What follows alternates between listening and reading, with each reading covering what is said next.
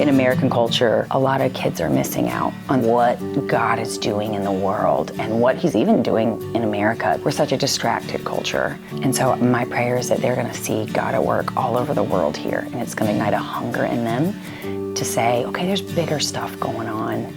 I definitely see the new Wineskins Conference playing a role in helping to mobilize Anglicans and being a catalyst.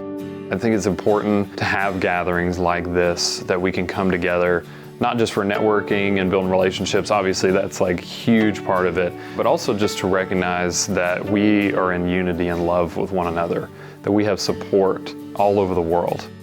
The reason why I love coming to the new Wineskins Conference is it's a bit of everything. It's kind of like I would say, recharge spiritually. Being able to come here and just worship with people from all over the world is just very amazing.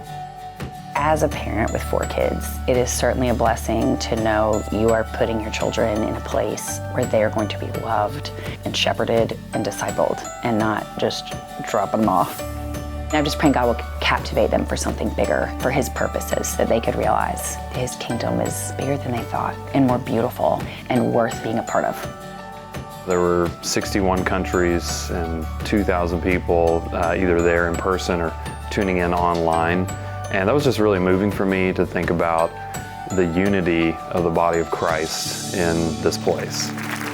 I mean, just look at the map talks. They're all different topics, but we're seeing a similar thread being woven through, and the new Wineskins Conference is helping put that on the stage, on spotlight, saying we all have a different passion, we all have a different goal, and yet we're all together, unified, lifting up one another, as Paul says, lifting up one another and therefore fulfilling the law of Christ.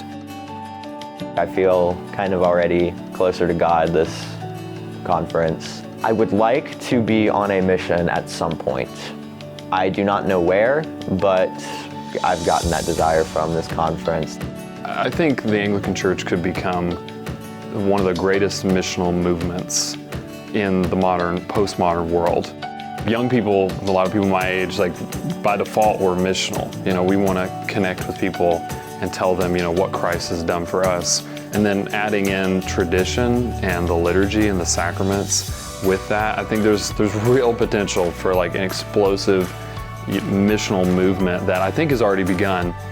And coming to this conference and seeing how many people are really praying into mission, I think there's going to be a revival, a new wave, and I just want us to embrace that.